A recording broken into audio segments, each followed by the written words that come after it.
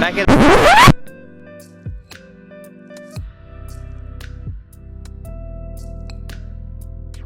Fuck, it looks good, boys. It looks bloody good. I'll just get to a better position. Oh man, and that Artec exhaust manifold sounds...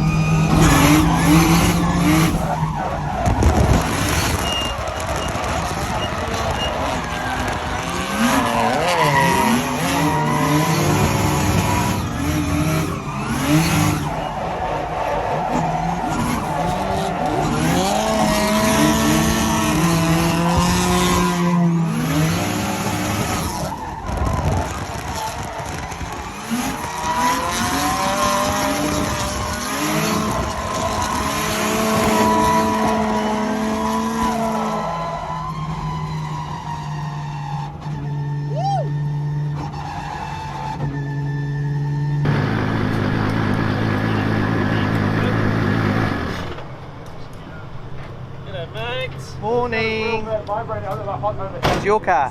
Huh? How's your car? Good. Very good. As always? As always, no, it's good. Just had a bit of a low oil pressure on the last corner, so it needs a bit more oil. Less than ideal. Yes, less than ideal. It's still good otherwise. It's good. It's good. Loving it. Good. Yeah. How are you? Good.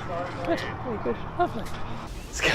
It's good. It's good. Why have I not been driving a Sylvia for the last couple of years? You heard it here first, boys. You heard it here first. Who wants to buy an 86? Craig's here with his car too. G'day, mate. It's a yearly appearance. And it's broken. Why, what's wrong? Buy I have a 7-pound spring in it. Huh? Might. It's down on power. I changed the wastegate and Benny reckons I might have put the wrong spring in. Oh, okay. I thought it might be because it's an XR20. No, it's got heaps of power normally. It's a JZ. It's the turbo smoke, yeah. Oh, needs an external wasty, eh? Nah.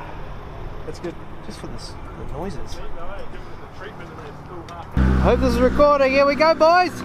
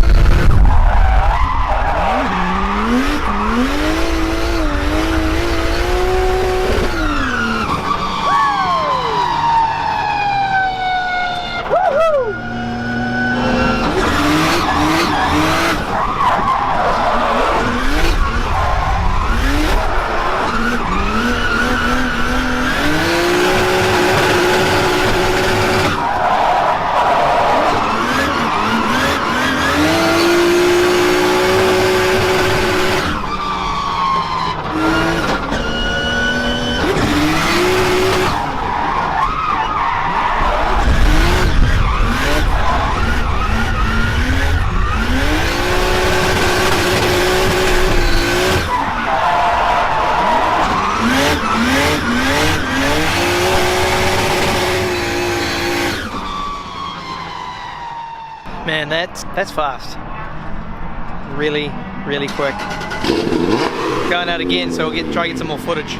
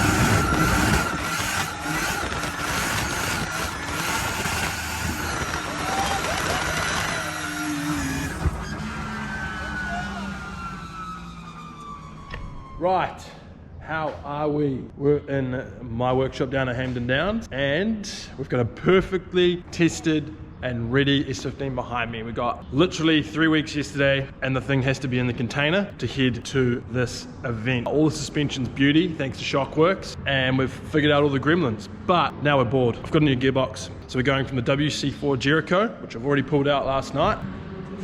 There we go.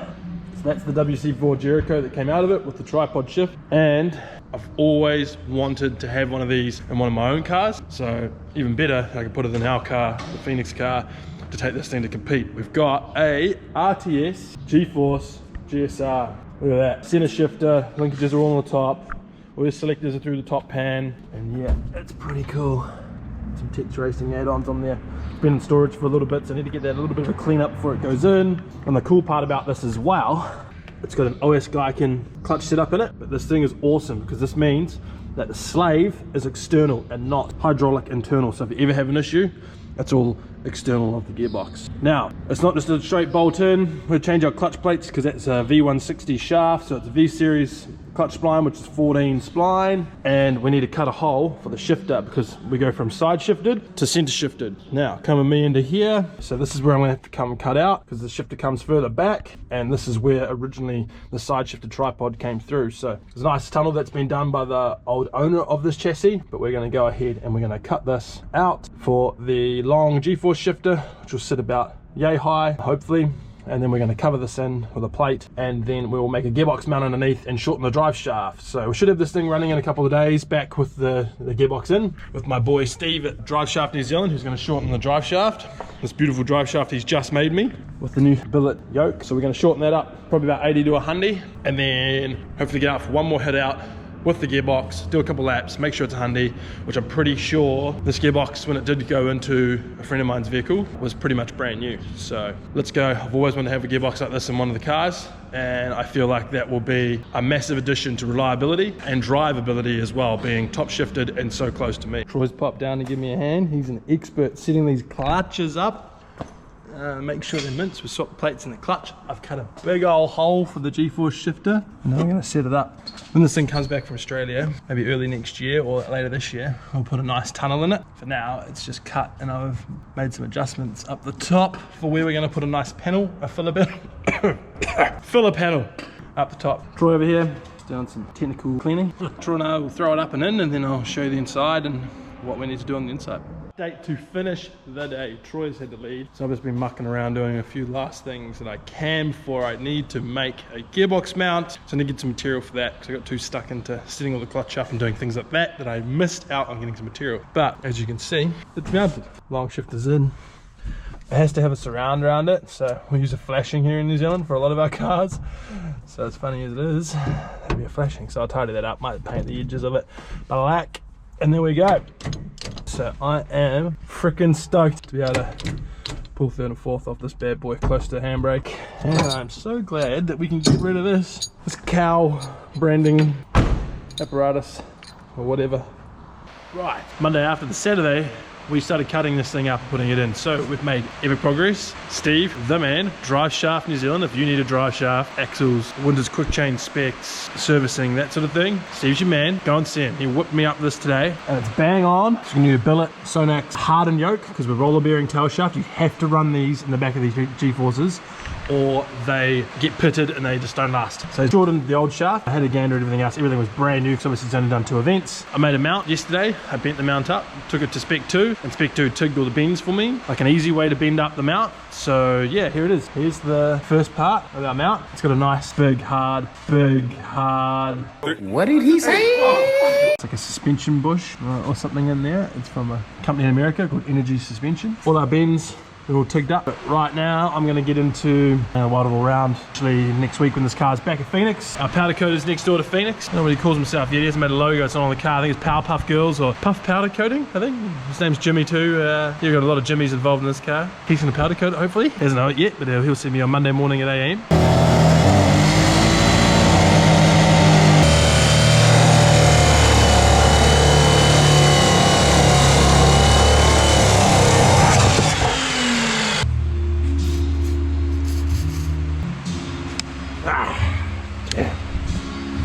Yeah, Bob.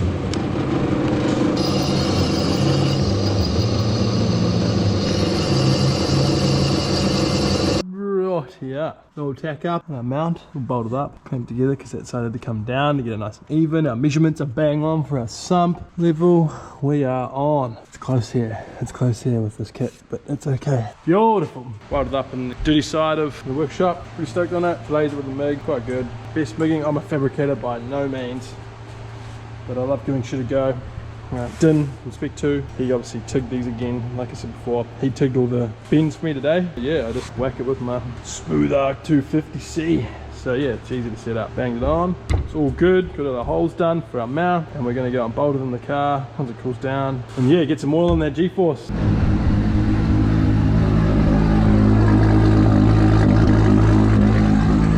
First run up in a little while since last week, so just warmed it up, checked a few things that I needed to check. All running Minter. Got rid of the gearbox breather because this runs a different breathing system, which is all internal and has a really good baffling system in the G-force, so you don't have to run an external breather apart from just on top of the gearbox, so hides all that. And now we're going to pull some gears for the first time, check all the fluids. Motul 75/140 gear comp in there. Right, clutch works. Hear that twin plate. Here we go. Ready?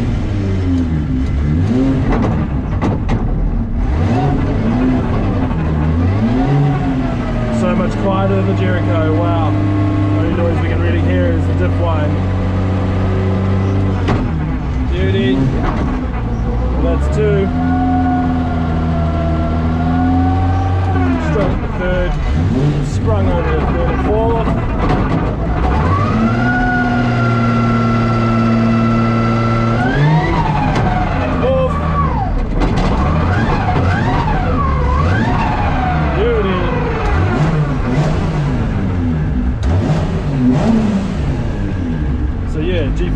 Jerico boxes, as probably well might know by now, has sprung to 3rd and 4th. The NASCAR and things in America, obviously built in America. So when you're drifting, you gear it to be in 3rd and 4th. So pretty much got a sequential, but it's 3rd and 4th. So we'll hardly use 2nd, probably maybe some events might start in 2nd, like some of the RTR and Fanger cars do. If you've got high gearing, 2nd, 3rd, and then pull it to 4th. Stoked to have one in here finally. I'm tired. I'm gonna go home, get ready to go back to work tomorrow, Tuesday. This is gonna be a wild weapon to drive in Australia. We announced it last night. We're going to the LZ tour. Massive thanks to Jason Ferrin, my teammate from D1NZ this year. Done a lot of work over there. He's working hard to have this event be killer, and I think it's gonna be one of the biggest we've seen in Australasia. Going over and joining the team, taking Benji from Mooka Motorsport with me, joining Mad Mike, Taylor James, my Phoenix teammate Gaz Wider and his wicked S15, and fly over with my boys that have helped me build this car here in New Zealand and represent New Zealand and have a whole lot of fun and drive damn hard against you Aussies and the Americans. Bring it on. See you soon. More information, hit the rad shop. Can't wait to have this S15 Aussie side. So bring it on. See you soon. Why have I not been driving a Sylvia for the last couple of years? You heard it here first, boys. You heard it here first. Who wants to buy that 6?